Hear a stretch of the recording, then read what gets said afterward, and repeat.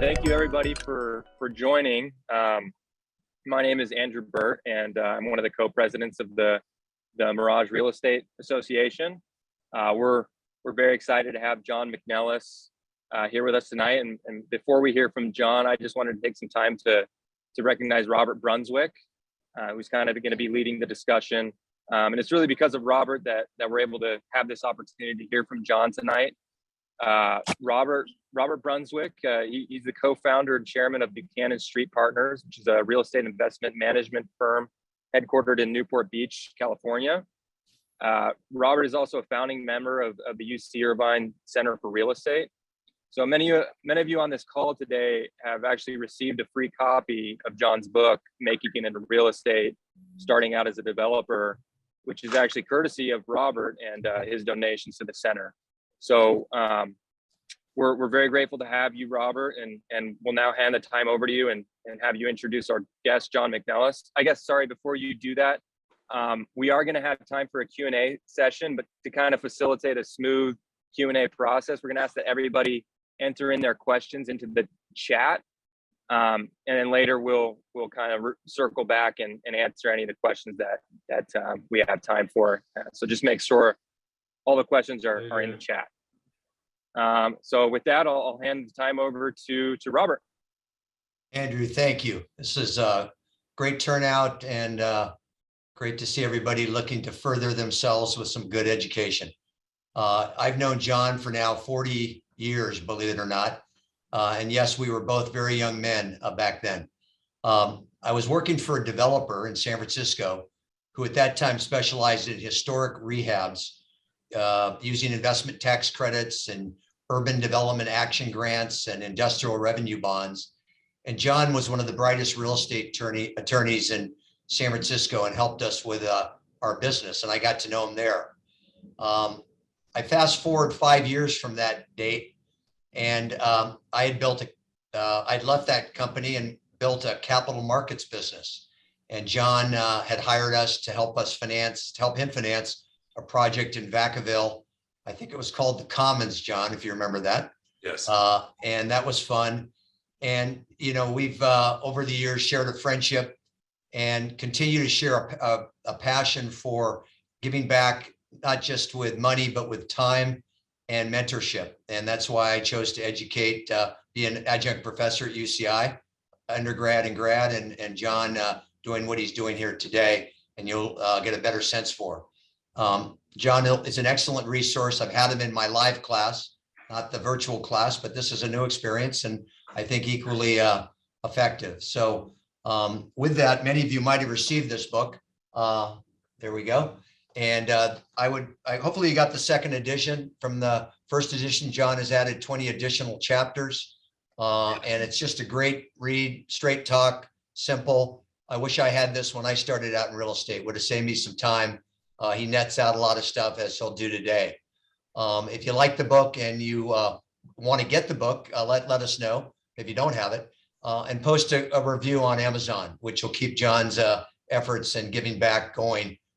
You can also listen to John on YouTube. He's done some good ULI chats there that I think you'll enjoy. The format today is John's going to do a PowerPoint presentation about his topic today. He's not going to cover all the topics of the book. And with that, I certainly would welcome your questions through the chat format that Andrew has referenced. And with that, we'll get started, and I'll help moderate those questions as we get going. So with that, John, it's all yours. Great to see you again, bud. Thank you, Robert. This isn't I don't have a script to begin with, but if I did, this wouldn't be in the script. Robert alluded to the fact that we've been friends for nearly 40 years. And I think if you're starting out in real estate, figuring out who the good people are, who the smart people are, who the people you can depend on are, and staying friends with them is a good idea. All right, and Robert is one of those guys, so for sure. All right, I'm going to talk about raising money on your very first deal, your first real deal. You know, let's see, Julia Child, the Julia Child, the very famous chef and author. You know, the joke about her was every recipe she wrote said, start with a clean dish. And so what I want to tell you guys is if for raising money, the sine qua non is start with a good deal. Start with a deal that you really like and that you think you can sell. So I'm going to talk today about some general principles I picked up, and I'll weave it into a deal that I did, 40 years ago. It was my first real deal. I had done duplexes, fourplex. I was doing little deals, a couple $100,000 deals. I think I pushed up all the way to about $1 million before this deal. This one came along. It's in Healdsburg. For those of you not familiar with Northern California, 40 years ago, Healdsburg was a blue-collar town in Sonoma County. Today, it's one of the most shishi towns in the wine country. If I had a crystal ball then, I would have done all my development in Healdsburg, but it didn't turn out that way.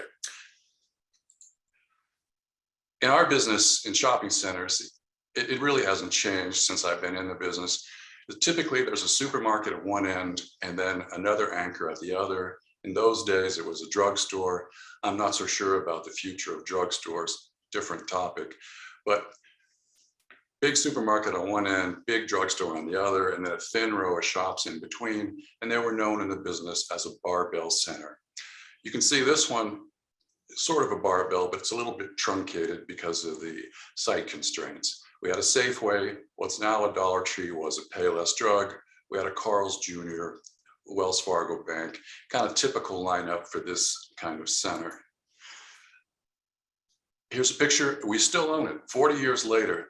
Not my topic today, but this is not a bad way to invest in real estate. So we built this 40 years ago. We had, you'll see in a second, a lot of debt, but fast forward to today, and we have almost no debt. In fact, the loan will be paid off completely. We will own this property free and clear next year. And that, folks, is a great way to play the long game in real estate. Get a great asset, pay it off, and then just enjoy the cash flow. But that's not what we're here to talk about. We're here to talk about raising money. So as near as I can recall, and I don't have any great notes on this center, 100,000 feet, total cost, land, building, everything was around $7.5 million. We needed to raise round numbers $1 million. The deal at the time wasn't brilliant. What was good about it was we had Safeway and Payless Drugs in a small town. What was bad, it was only a 9.5% return on cost. Now you have to kind of jigger your thinking a little bit to go back 40 years. In those days, prime properties sold for 10% returns as opposed to 4 or 5 today.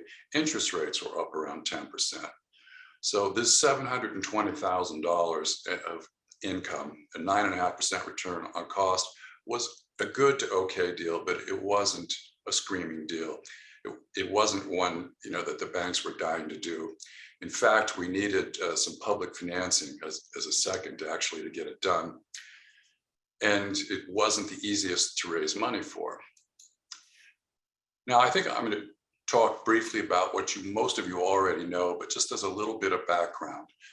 In those days, it was limited partnerships. Today, it's LLCs. One's a partnership, one's a corporation. As far as I'm concerned, guys, those are just words. They're the same. Instead of a general partner, you're called a manager, but nothing's really changed. I bet when King Tut, I'm not sure he built the pyramid, but if he did, I bet his limited partners got the same kind of deal 4,000 years ago that they're being cut today. So typically with a small limited partnership, the investors, this, they receive a preferred return on cash. Those days, 10%, today, 5, 6, maybe 7, and then a 50-50 split with the developer. And then fees. And now I'm going to step aside and pretend you're not looking at this as a developer, but as a potential investor in somebody else's deal. If you see an offering circular, a flyer, or your friend says, hey, you ought to invest in our office building or our industrial building, and you see an acquisition fee, a financing fee, asset management fee, a wash the dog fee, you should probably run for the exit, because I don't know what that was. What you want to see as an investor is that the general partner or manager has real money in the deal. So that if the deal is he's going to make $500,000 in fees, even if the thing goes under, you don't want to do that. Now, turning it back to the way we're looking at it today, if you're the general partner, the way to sell it is to tell your investors, look, man, you're going to get your money back, or at least your preferred return, before I make anything than wages. I'll make a little bit during the construction period to make sure it goes, but my real money is after years. Now, somebody asked me, they said, hey, John, it takes a year or two to build this. You don't need all the money up front, and you have to pay this preferred return on it. Wouldn't it be smart to get the money committed, take half down now and then half a year from now? And my answer is no, it wouldn't be smart. You want all the money in the bank. You can think about it as an expensive insurance policy if you need to, but you don't want something to go wrong. You don't want your investor, you need that second $500,000 in my situation. You don't want the investor to suddenly be getting divorced or die or something like that. You want the money up front. And John, correct me if I'm wrong, you probably don't get the bank to play ball if that money's not there at escrow at closing, given, what you just said, the risk of chasing that money down later. Yeah, excellent point. Banks love money in the bank. That's a good point. So anyway, take all the money you need up front and have yourself a nice reserve too. Now, more highlights of limited partnerships or LLCs. You all know this already. There are no guarantees to the limited partners or the members in an LLC. There's no promise of a return of capital. There's no promise of any profit. There's no promise of any cash flow. Now, typically what happens in the pitching of the deal, the manager or general partner makes all kinds of promises, right? Oh man, this is going to be a home run, 200% return in 5 years or whatever. But technically, there are no guaranteed returns. It's worth bearing in mind that it's non-recourse that way from the general to the limiteds, but it's also non-recourse the other way from the limiteds to the generals. And this actually happened to us with big financial partners, where they were going to fund just the way I discussed in tranches, a third now, a third in the middle, and a third at the end. Well, they don't have any obligation. They can walk away from you. So keep that in mind. Now, limited partners in the kind of deals that we're talking about typically don't have any real control in the partnership agreement itself. The agreement may say a majority of the partners or a super majority of the partners can kick out the general partner for malfeasance or theft or something like that. But I seldom see that. But here's the deal. Even if it said that, it's really hard for a group of small guys, 50,000, 100,000, let's say it's 1 million, you've got 20 partners, and they hardly know each other, and some don't know each other at all. So on a de facto real world basis, those limiteds are going to have a really hard time staging a palace coup, kicking out the general partner. This is worth bearing in mind. Someone asked about reporting requirements for little deals like this. Really aren't any. All we do, just by way of example, are quarterly checks for the most part. All of our income, our accounting is done on a cash basis, and we do an annual K1.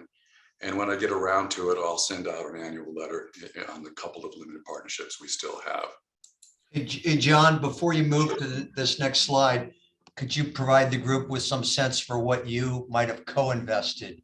You raised $1 million. If I was going to be your investment partner, I'd say, John, you're asking for 50% of the promote after the pref.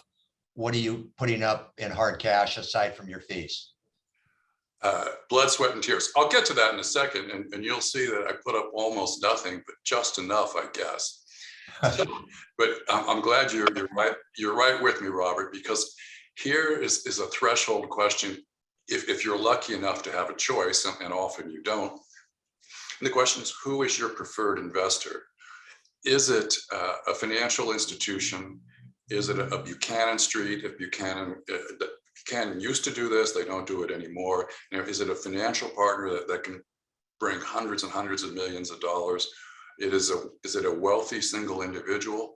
And I'm going to call those whales. There are all kinds of whales, but one thing, they've got the money.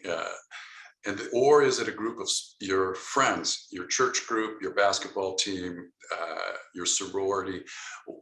Is it some kind of affinity group, people you went to school with, who can scrap together a little bit of money, $25,000?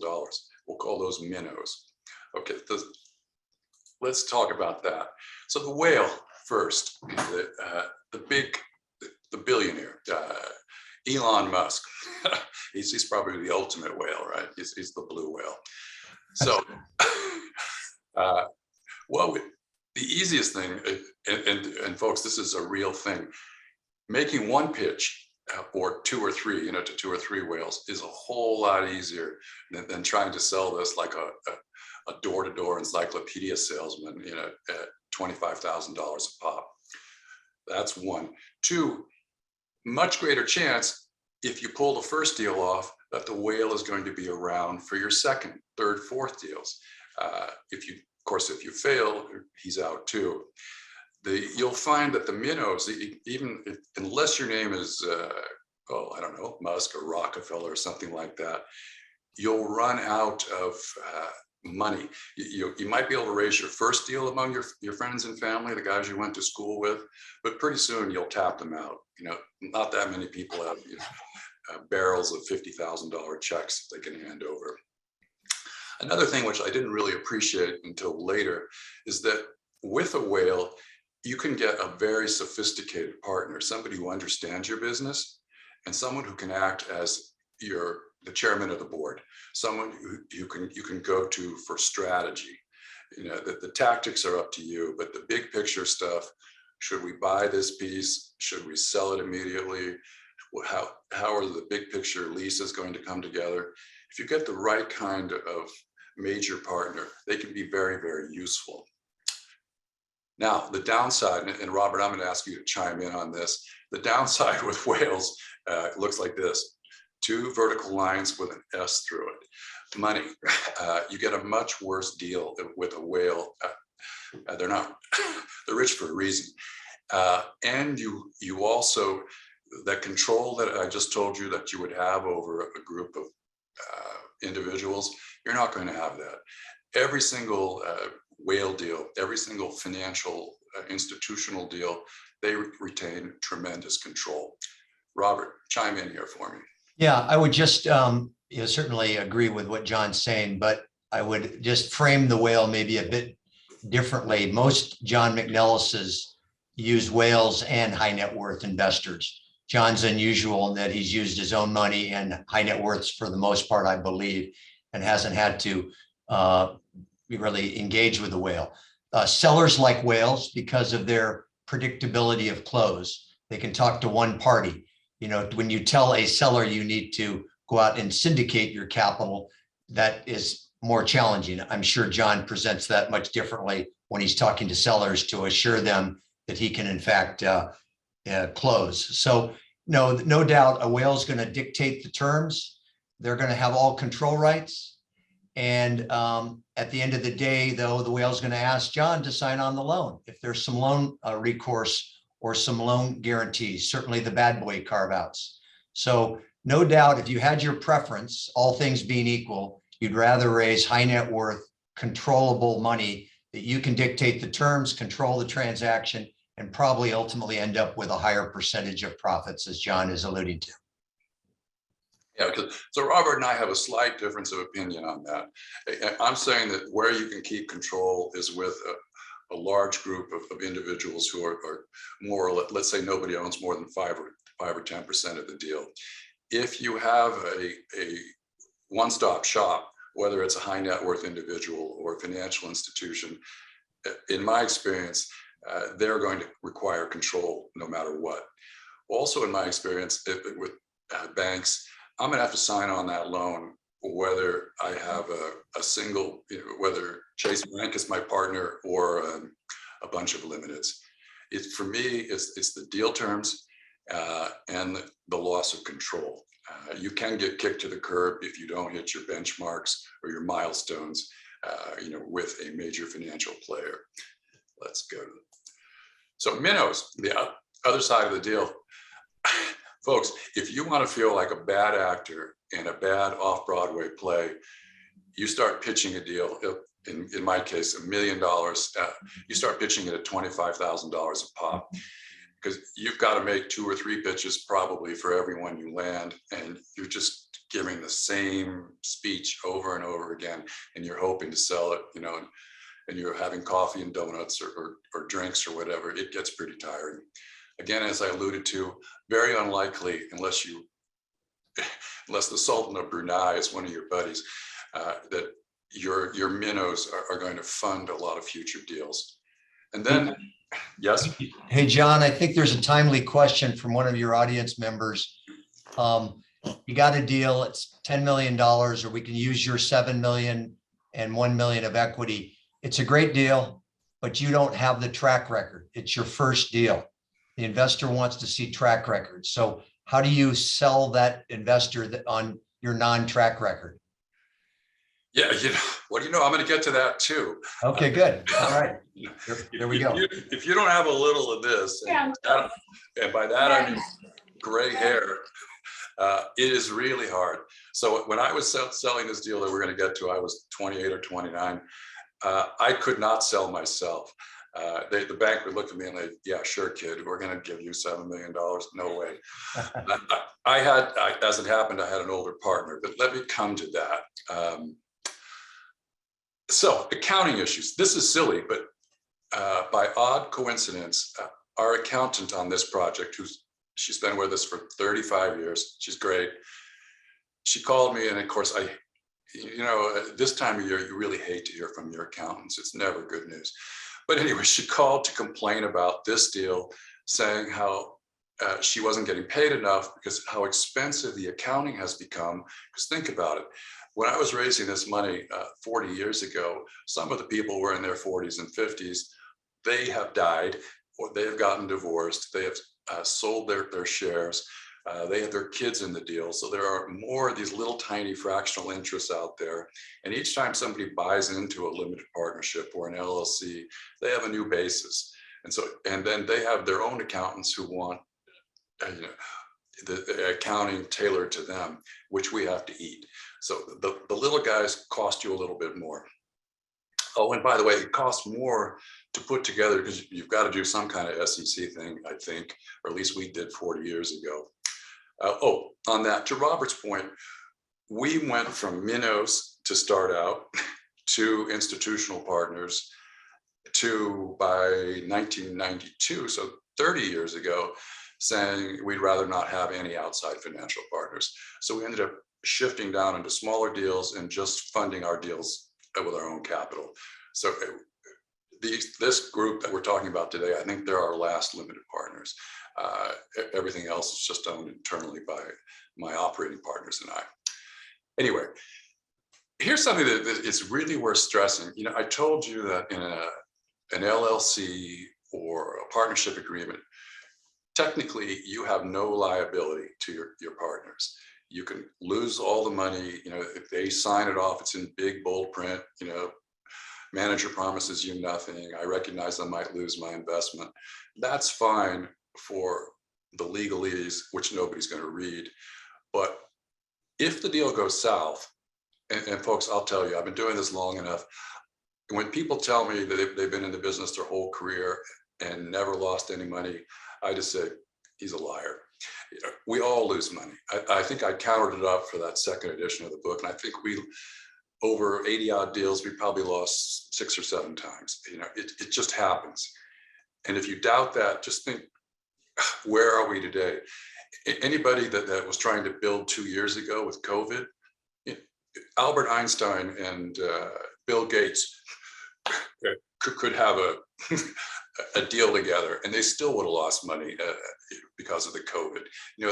Our business is too complicated. It's kind of like climate. There's too many ways that you can get hit without knowing what's going on. You're going to lose money sooner or later. If you lose your whale's money, he's a billionaire, he loses $5 million. he may hate you. Chances are he will. He may never do a deal with you again, and he may blackball you from his country club, but he'll get over it. If you lose the money, even though you have no liability, if you lose your best friend's money, your uncle's money, your assistant's money, that's going to hurt them. And if that is emotionally a drain on you, then this one reason we said we're not going to do limited partnerships anymore, because we felt like regardless of what it said, we've got to pay the money back. But back to the two vertical lines in the S, much better deal terms. To kind of overgeneralize it, I think today with minnows, you could do a 50-50 deal with a 6 or 7% preferred return and some fees. 50-50, 6 or 7% preferred return. And Robert chime in here, but I'm guessing the financial players, the high net worth guys, it's going to be 75-25, maybe a little worse, with a 12% return. And then they have they're called waterfalls. They have a certain return to a certain level of capital back and so on. But 50-50, 5 or 6% versus 75, 25, 12%. Robert, you buy in on those rough numbers? Yeah, I mean, I buy in on the concept. I think a 12 is probably high for an institution in terms of a pref rate, but I think you're making the point well that there's definitely a different arrangement that goes into the promote and the preferred return scenario. So the conclusion's obvious, and it's exactly what we did. And if you're meant to succeed in the business, it's kind of like baseball. There's rookie ball, single A, double A, triple A, and so on. So you start out in rookie ball, doing a deal, with the minnows, and then you work, and maybe you can do 2 or 3 deals with them, and then you've got to step it up. Because you'll run out of money with them, and then you'll have to move on to either doing your own deals without any partners or with financial institutions. Hey, John, I might just add for your audience and to further your point today, high net worth investors through registered investment advisors are allocating much more to alternative investments and real estate than they did in the era where John was building the Healdsburg project. Yeah. So there's a much bigger audience of minnows, I'm going to call them that, high net worths that want access to good real estate transactions. So you're not just having to rely upon the whales as a supplement to John's comments. You see, Robert's a much bigger shot than I am. He thinks of a high net worth guy as a tuna, and I'm looking at them as whales. So, but it's whether you're looking up or looking down, I guess. Anyway, all right. So now, how do you pitch the deal? The question came up. First thing you got to do is you got to put your own money in the deal. And what I'm talking about is net your own money in the deal. If you're charging $100,000 in fees up front and putting $25,000 in the deal, anybody bright enough to have the money to invest in your deal is going to know that you're not investing in the deal. So I think you need to put more money in than you're taking out, at least all the way through completion. Putting your family's money in the deal, great idea. Nothing like saying, I got my mom's life savings in this deal, to let investors know that you're serious about returning their money. Again, minimal fees. You need to live. You need to make some fees. You need to charge, construction management fees or whatever, but minimal fees until the investor's cash flow starts going. And then this is kind of a humorous aside and back to how life has evolved, but this was still the case when I started out. If somebody says, gee, John, it really sounds good, but I'm not really expert in real estate. I want to have my financial advisor look at it. Just cross the name off the list. No financial advisor in the history of mankind has ever recommended that his client invest with a starting out developer in a real estate deal. Don't hold out any hope for that. Okay. This fish metaphor, it's going to start to smell, I guess, after a while. But sticking with the fish, let's say it's the $1 million. There will be 1 or 2 individuals who, some people are richer than others, who are going to put up more money. if you can, start with them. Everybody else, the true minnows are going to feel a lot more comfortable if there's a tuna in there, you know, at 200,000 and you're trying to raise 25,000. You start with them and you use that investor, you use her to bring in the others. And then on the other side of it, and I don't know what minimum investment sizes tend to be these days. In those, it was 25,000, you know, maybe it hasn't changed. Maybe it's 25, 50, 100. Don't get hung up on that. If the guys you play basketball with, the other four guys say, gee, we're each good for 12.5, can we buy a $50,000 share? Let them do it. Yes, it's more accounting, it's more of a headache, but you want to get the deal done. You don't want to get hung up on minimums and maximums. And then I'm going to come back to this on my deal, but if need be to get over the finish line, you can cut your biggest investor in for a special side piece. Okay, the pitch itself. You know, they talk about elevator pitches, and to me, elevator rides always seem like they go on forever, particularly in the couple buildings that I have with elevators. They're pretty slow. You should be able to pitch your deal a lot quicker than in an elevator. It should be like the description of a Netflix movie, just a couple lines long. This is a great deal because, and let's jump back to mine, because we already have the Safeway lease signed. They're relocating from a little store in town. They're doing great. You know, we're going to hit a home run. Just as important as to why it's a great deal, and I'm going to stress this. And I told you sooner or later, everybody loses money. Well, sooner or later, every real estate investor is going to lose money. And it's a little counterintuitive, but I found it to be true. If you can just return an investor's initial capital, you know, I tried my best. It was going to be a great deal. COVID hit. I worked like crazy. We lost a year on construction. Here's your money back. They're going to uncork the champagne. They're going to think, wow, okay, you know, I got my money back. So just as important as to why it's a great deal, it's why it's a safe deal. Why is it a safe deal? We're pre-leased to break even. We have a guaranteed max construction contract with a huge contractor. You know, why is it safe? And again, you get your money back before I make any real money. I put my life savings in the deal, my family money in the deal. And then back to the question that was raised, and that was an excellent question. It's really hard if you look like you're 15, unless you're a tech genius, to raise money. You know, it works in tech somehow, but it doesn't work in real estate.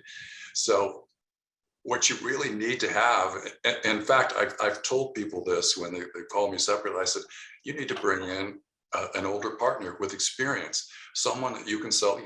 Maybe it's a small share, but someone whose track record you can sell. And John, before you move on from that, because I think that was a good point, there was a couple of questions in this. So what do you give that partner who does nothing, doesn't find the deal? Let's call them, they're satisfying your guarantee. Just ballpark. How do you compensate them for that? 2 words: too much. Too much. I don't know.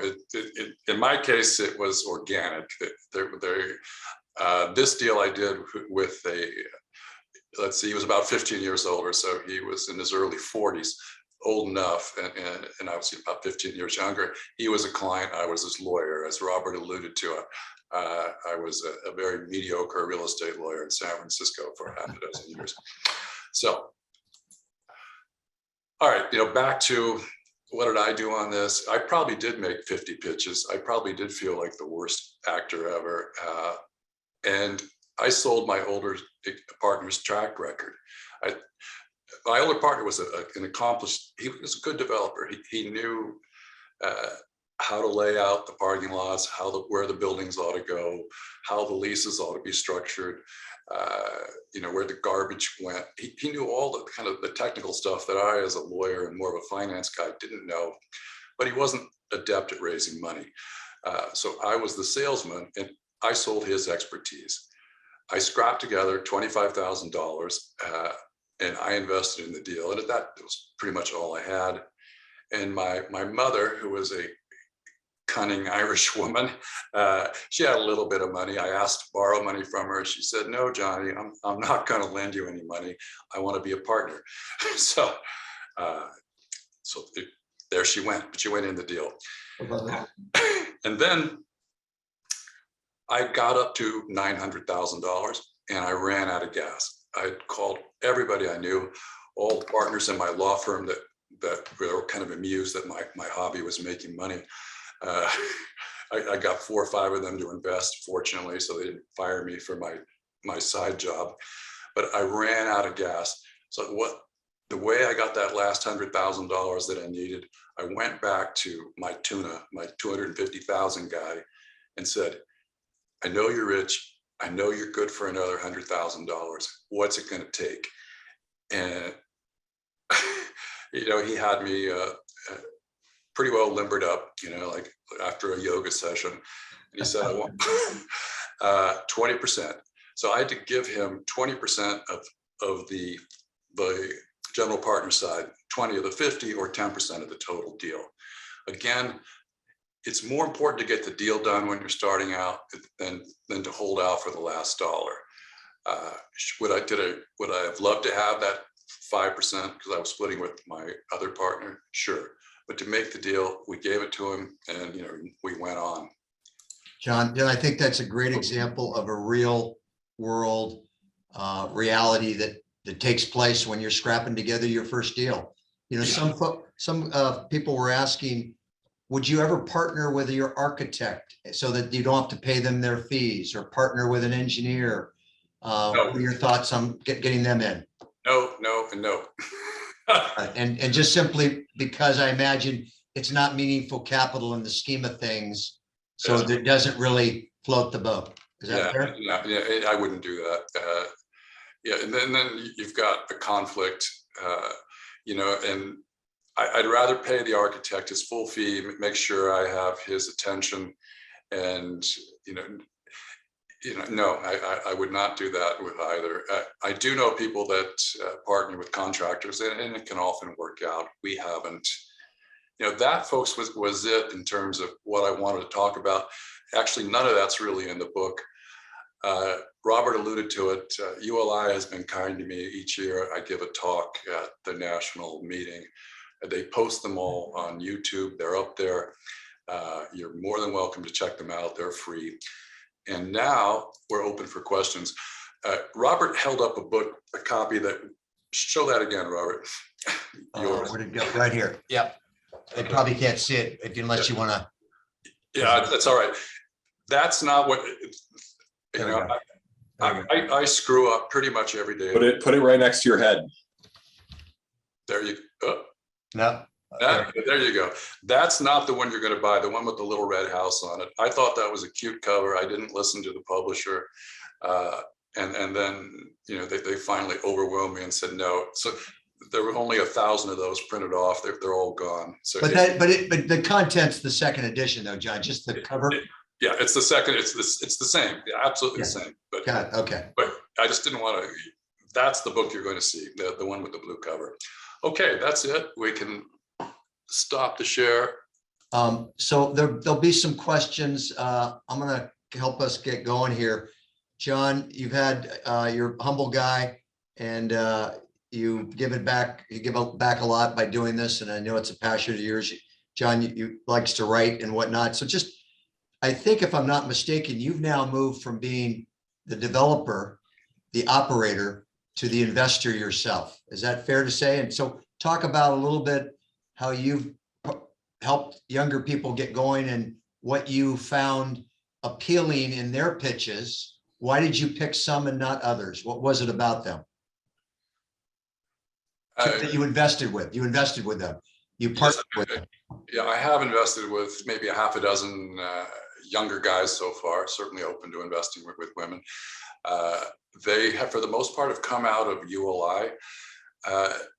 There's a pitch, again, back to working with good people, getting to know good people, particularly in this COVID era where we're all working at home and we're isolated.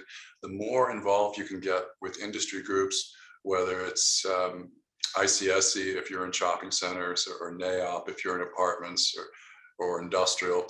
Or ULI is great.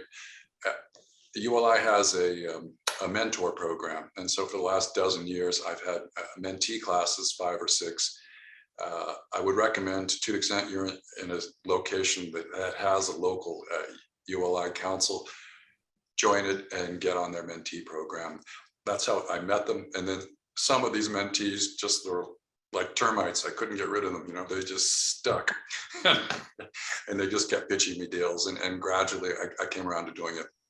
But you're right, Robert, we're still doing some direct development. I think I've got 2 or 3 projects that the original partnership is doing right now, but we're also acting more or less like a real estate venture capitalist. So people are pitching us deals. And so I'm a really small whale putting up money for, young partners. Yeah, we are doing that. So just to echo what John said a little bit, and maybe to get him to comment on this, we're older guys, have been in the business for a while, but one of the things I've enjoyed most about this is it's a people business.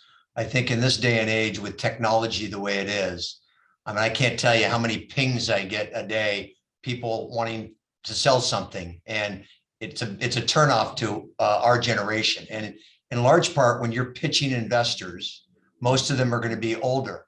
So I would be thoughtful about and respectful about the generational forms of communication. Build a real relationship with these people. As much as everybody has looking for ways to put their money to work, they want to be able to trust those people that they invest with. And that's something that I know for us is important as we raise high net worth money ourselves. Somebody was asking a question before. Wow, there's all sorts of things coming in here, John. You're going to be busy for a while. Somebody's got a deal to pitch you right now. I might spare you for the moment, but I'm going to look at it to see if it's a good exercise. So people, I think, want to understand a little bit about negotiating with lenders, negotiating loan docs. I realize that wasn't a comment of what you were talking to tonight, but is there just a highlight strategy you use when interacting with lenders in that regard? Yeah, it's kind of like that movie Jackass, though. This is don't do this at home. I've come, because I was a lawyer and because I used to prepare loan documents for lenders with developers, I became kind of, you could say, jaded or blasé.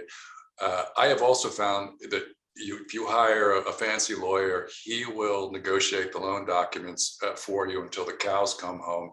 Yes. And he'll charge you $25,000, and then the lender's counsel will charge you $75,000. We don't negotiate loan documents. Yeah, I don't know if you want to try this at home, but I look at, is the interest rate, term, we're going to repay the loan.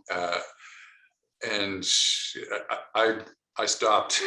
A lot of guys my age are retired, and I've retired from several things, and one of them is reading loan documents. But yeah, you have to read them, but you can really negotiate very little out of them. Yes. And you can spend $10,000 to get 5 days notice of default or 10 days notice of default rather than 5. And guess what? It's not how the real world works. If the lender's going to go after you, they're going to give you a ton of time, because the last thing they want to do is foreclose anyway. So, Great answer, John. Couldn't agree with you more. I don't worry about loan documents. Hey, Garth asked a very good question that I was going to ask earlier, but you were on a roll. Let's go to Healdsburg. Let's talk about some of those deals you've done. Do you refinance out your partners? Do you buy them out, or are they your partners forever? What do you do when somebody has some motivation? I don't know why anybody would want to be bought out of that Healdsburg deal. That sounds like, a forever high yielding bond. So, but tell me a little bit about refinancing partner minnows out. No, again, I like having as little debt as possible. So and of course, 40 years, we did have to refinance that a couple times, but each time we did was just to refinance whatever the then loan balance was. So quite literally, we owe about $1 million on a property that's worth a lot more than that. So never used refinance money to buy out limiteds. Limiteds on a good deal are sons of bitches to get rid of. I have tried, and it's almost as bad as trying to buy out the ground owner on a ground lease. Those limiteds make 70–80% a year on their initial investment every year. So I couldn't get them out with dynamite. So I'm stuck with them. Would I like to buy them out? Yeah, of course, but I can't. And the deal's a deal. They were in there when I needed them, so it's fine.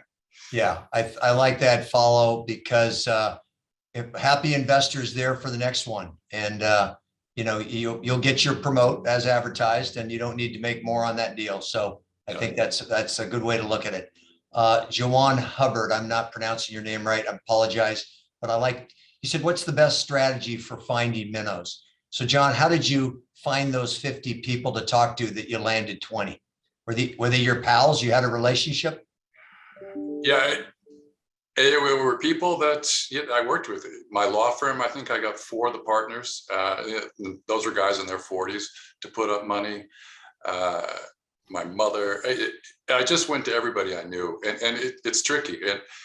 Which is why, again, for most people, the minnow pond is really shallow. It's hard to find that. You just have to ask around.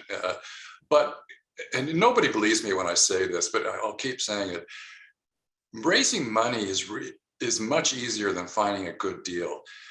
Robert will confirm this, but there are trillions of dollars floating around looking for deals right now. I mean, there's an ocean of money sloshing around. You put your thumb and forefinger together, right? And that's the interest rate that everybody's getting in the bank. So if you have a good deal, and again, they kind of, good deals are really simple. Yeah, we're buying this apartment building at $100,000 a door. The neighborhood, it's $200,000 a door. All we need to do is put $20,000 into it for the paint and petunias, and we can make an $80,000 a door profit. That doesn't take one floor of an elevator to make that pitch. The money will come in, and if you find someone with 50,000, well, anybody else, and you've got to pitch it. Now, I don't recommend this. And in fact, I laughed out loud, but in my last mentee class, I had a guy who will remain nameless, who was raising money, and amazingly effectively, he was raising it on social media. He was raising it on Facebook. He was raising it on what's the one with the pictures, but he would go out there and he'd say, and he was flipping houses. I'm buying this house for $1.5 million. I got a bank loan of $1 million, the same kind of deal. And I'm going to put 200,000 in it now, and I will pay you a 13% return. And he came in and did a presentation. He raises the money within 2 hours. And I said, oh my God. And I laughed and I said, well, the SEC kind of frowns on that. There are laws against, making promises, financial promises to people you don't know. So I asked one of my smart lawyer friends about it. He said, yeah, that's true, John. But as long as he performs, no one's going to complain. So you can actually, and there are groups on social media, and I can't think of the name right offhand, where you can find them, guys. You're all more adept at that than I am, where you can raise money that way.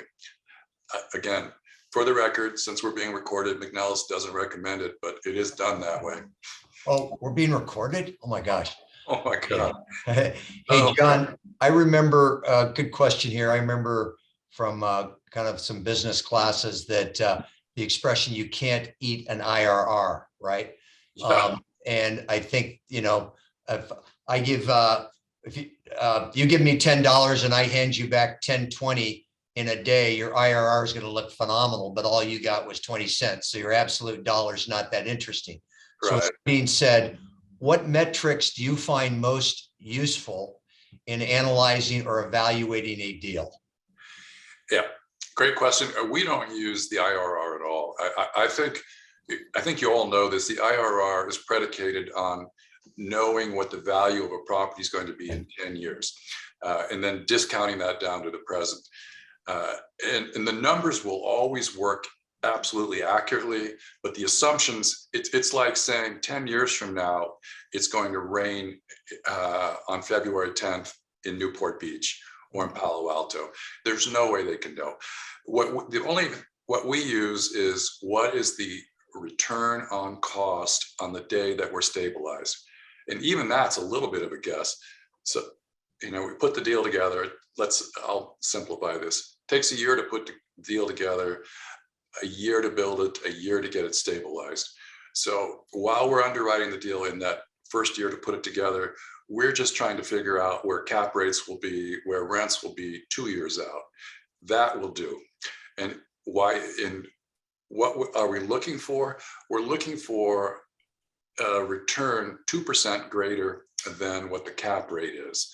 So if somebody's going to sell at a 5 cap, we're looking for the overall return on our cost of 7%. That is in the book. It gets a little complicated, but the number, and because there's an inverse relationship between price and cap rate, you just want your return to be a little bit higher. All right. Great response. So I don't know if I'm missing some questions here. Someone's just wanting to know, how do you know a good deal when you see one? I mean, that obviously it's cute, but it's a real question from someone who's learning. And I think the answer is you got to gain some experience somewhere so you can understand, what you're doing. Because if the investor, if you're trying to make that pitch after you found something, that won't last long, that meeting. Any color to that, John? Yeah, that's a great question. And it's kind of like you're hunting for truffles or something, and you're turning over rocks, and it's like, and I'm sure if you're in the business, guys, you just get 50 or 100 solicitations a day for a Walgreens in Georgia or an office building in Duluth or something like that. And you can go blind and crazy looking at that stuff. But every once in a while, someone will, and usually for me, someone has to call me on it, but someone will say, here's the deal. And I'll scratch my head and I'll say, wait a second, what's wrong with this? And then I'll think about it and say, oh my God, this is really a good deal. This is what we can do to it. That they will, a good deal, if you're meant to be in this business, it will jump out at you like a stop sign, like, holy cow. And I got to jump on this before it gets away from me. I don't think it's hard to recognize good deals. But caveat they're usually, somebody could be asking 10 million and you say, well, that's not a good deal. But how long has it been on the market? Has it gone stale? Has the seller's motivations changed? Everything's a good deal at the right price, right? So if you hang around the hoop, you say, I like this deal, it's just too expensive at 10 million, but maybe a year from now, where the seller is worn out trying to sell it at that price. In fact, there's a building just down the block from me that not a bad building, but they want, way too much. But if those sellers ever came down in price, it could be a good deal. Folks, we got about 5 more minutes. I do want to ask, let's see, there's a few more questions I see coming in here, but I do want to ask, we'd be remiss if, so you understand there's 4 major food groups in real estate. You got office, industrial, multifamily, and real estate. Add today though, life science, data storage, self-storage, manufactured housing. So one of the reasons a lot of capital is showing up is because the playing field has grown. Having said that, John has historically been a retail expert. Now, I would say that retail has probably taken it, been hit the hardest of all the asset classes for the reasons we might know, and predominantly dictated by how we now shop. So John, can you give us a little color about retail as you view it today, as you think about new investments, and what's changed as you look at a new retail investment today? Great point. Retail started getting spanked in the last recession, like 2008. You all know that the inroads on the internet. I really think that the true problem with retail, it was just too much. We probably have 5 times as much retail as we need. I'm in the business, and I'll drive into a town and I'll say, how the hell can all these shopping centers exist? So I think we're still overbuilt. Retail is tricky. If you said, John, I want to start out and then pick a specialty, it's like, mama, don't let your sons grow up to be cowboys. I'd probably suggest you not grow up to be a retail developer. It still works really well if you know what you're doing. Like I said, we just finished 1 shopping center last year, and I've got a couple more that we're working on. It has changed. we used to just look at where the rents in the center were, what market rents were, where the lease rates. Now, when we look at a rent roll, you send me a center and say, this is a great deal. I look at the tenants and say, which of these are susceptible to being wiped out by the internet? Pizza is not. Nail salons are not. Supermarkets, I'm pretty sure, are not. So, and it just so happens that the bulk of our retail holdings are like that Healdsburg Center. They're single-story suburban supermarket anchored shopping centers that really were barely hit by COVID. In fact, 75% of the tenants, supermarkets primarily and drive-through restaurants, did way better in COVID. The tenants that were hurt were the nail salons, the personal services, but they have pretty much recovered at this point. Where retail is really, Robert's right, there are basically 4 or 5 food groups, but then there's probably 7 different categories in retail alone that you can, from little strip centers, 7-Eleven and a nail salon, all the way up to super malls. The malls and the big box centers are the ones that have just been crushed. And so stay away from those. And I'm not sure how you redo those. If you want, I'm fine with going over a couple of minutes. So. Okay, good, because there's 2 questions. One is kind of a statement, but I think it could be a question from Caleb. And he laughed out loud when he read your book. One of the most memorable phrases in your book was how you rationalize risk. And I think that's kind of a laugh out loud, but it's a reality. It really speaks to the art and science of your craft. So can you talk a little bit about how you establish that rationalization or that metric for risk return? So it's a soft question, I understand, but help us. Yeah, actually, what I meant there, that's back to my thinking of the IRR as utterly worthless. Okay. So the joke I was making in the book was IRR stands for I rationalize risk. Got it. Because this deal is too risky, but 10 years from now, it's going to be great. Well, no, it won't. Another IRR would be I ruin rookies. Just if there's any takeaway from this, not in trying to figure out deals on the basis of their value 10 years from now, I would suggest is a good one to learn. But back to the point that I think you're alluding to be successful as a developer, as opposed to an architect or a lawyer or broker, anybody, contractor, engineer, anyone else in our business, you really have to be able to look at a deal head on and say, okay, here are the 20 risks. And if you have a smart lawyer, he'll say, you've got 50 risks here, and that's why the lawyer will never do a deal. He gets hamstrung, or most of them, by seeing, he's so smart, he sees all the risks, and he can't say, okay, out of these top 20 risks, a developer will say, these 17 I'm not really worried about. Here are the 3 that I need to handle. I need to get the major lease signed before I close. I need to make sure that the environmental isn't that big a deal. I need a clean phase 2. You have to take risks to be a developer, and the successful guys are the ones who can say, here are the real risks in the deal. The rest of it is freeway noise. Here are the risks that I need to fix during my escrow period. John, you can add one to your IRR that Mr. Siegel contributed, which was inflated rate of return. Yeah. So somebody is a fan of your ULI videos, and you speak in one, I guess, of adaptive reuse and how you like old Kmart's for the right price.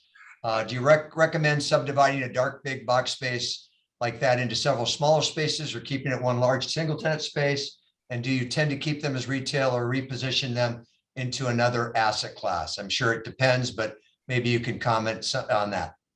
Yeah, going backwards from that, if you have, Robertson, Newport, I'm in Palo Alto, if you could find an old box in either of those 2 towns, the thing to do is to bulldoze it and put up housing. Absolutely. The arbitrage between housing values and retail values, that's a no-brainer. If you drive 10 miles east you start heading east, housing isn't so attractive once you get over the Berkeley Hills here or out in the Inland Empire. And so you're going to stick with retail. I prefer, if you're saying, what's your advice? I'd prefer you take that box and slice it up. We did one, I have done maybe three, 4 Kmarts. We've got one in Fairfield, a town on the way to Sacramento, 100,000 feet. We cut it into a gym, a grocery store, and a couple, a dollar store and a cheap apparel store. And that worked out pretty well. It gets expensive. The problem with those big boxes is they look cheap when you buy them, but I think you can easily spend $100 a foot just subdividing them. So you really need to be careful what you're doing there on the cost side of it. And I think you all know this, construction costs are killing deals left and right, even in residential. They certainly are in retail. Our costs are so high and the land prices haven't come down. Hey, John, someone's wanting you to know, if you started your development career, I'm going to say supplement that with investment career today, what one asset class would you focus your efforts on?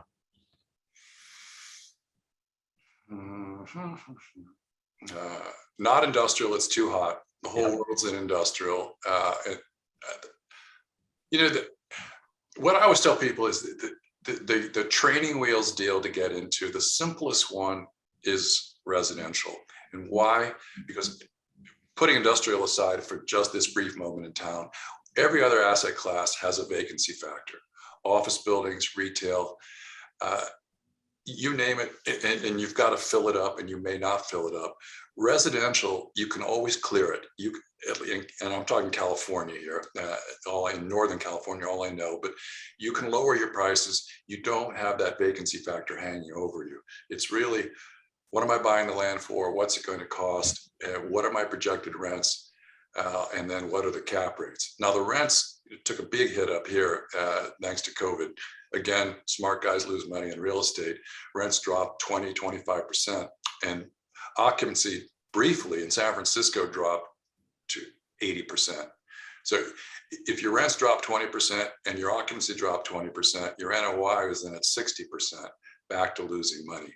But putting aside, the COVID anomaly, I would say go into residential. It's exactly what we did. And then if you love it, stick with it. We probably should have stayed in it, but as it happened, I had this older partner who knew about shopping centers. And so, it looks like when you're starting out, looking back, it looks like a straight line, but when you're starting out, there are all kinds of zigs and zags, and all kinds of fortuitous happenstances that will make your career. Yeah, I might just add to that for that question that got asked. We're all a byproduct of our upbringing and our first jobs. John started in law, and I was a capital markets guy. And I guess having conversancy with some of the broader concepts, because I think to make one bet on one asset class is probably unrealistic in today's market. So I think to have a broader market conversancy is a wise thing as you explore your careers, and to also think about there's many more jobs and fulfilling jobs in investment real estate today than there was when I started. It was cowboys and Indians. You were either a salesperson or you were a lender and maybe a developer. And those were the three areas. And then you certainly had your contractors and whatnot and engineers. But I think to expand your horizons, to understand the various areas you can build a career and to have a broader kind of understanding of the marketplace was a valuable thing to consider. I don't see other questions. Andrew or Caleb, where are you? If you guys have any wrap up thoughts you have here. Somebody said it's still kind of cowboys and Indians. I don't disagree with you. Yes, one of the reasons why we all like it. There's those inefficiencies and arbitrage opportunities if you pay attention. This was really fun, John, to do this with you.